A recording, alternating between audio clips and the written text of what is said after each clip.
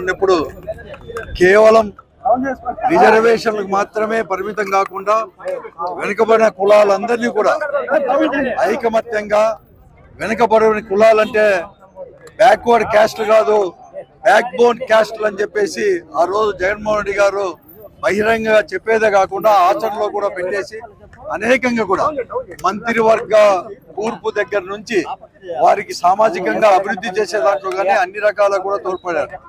కానీ ఈరోజు ఈ కూటమి ప్రభుత్వంలో బీసీలలో వచ్చేసి అనగదొక్కే ధోరణిలో కూడా ఈరోజు కూడా పోతా ఉంది.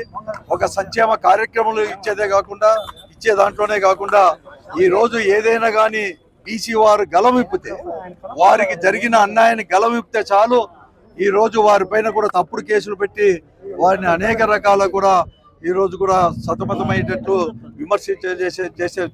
చేస్తూ ఉంది ఈ ప్రభుత్వం, కూటమి ప్రభుత్వం.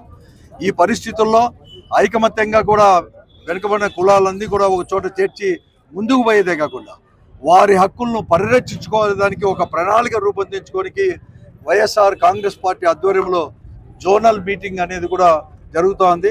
జోనల్ అంటే 5 జిల్లాలకు సంబంధించేది కూడా అనంతపురం, సత్యసాయి, కర్నూలు, నంద్యాల, కడప 5 జిల్లాల మీటింగ్ కూడా ఇక్కడ జరుగుతూ ఉంది.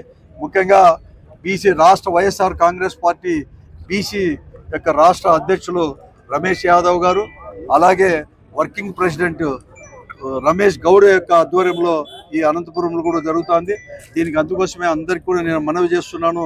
ముఖ్యంగా అనంతపురం జిల్లాలో ఉన్న అందరూ కూడా వెనుకబడిన కులాల వారు, నాయకులు, కార్యకర్తలు పెద్ద ఎత్తున రేపు 26వ తేదీ లలిత పరిషత్తులో 10 గంటలకు జరిగే ఈ సమావేశానికి ప్రతి ఒక్కరు కూడా వచ్చి ఆ సమీక్షలో కూడా పాల్గొని వారి యొక్క విలువైన సూచనలు కూడా ఇవ్వాలని చెప్పేసి కూడా వైఎస్ఆర్ కాంగ్రెస్ పార్టీ తరఫున మేము అభ్యర్థిస్తున్నాం.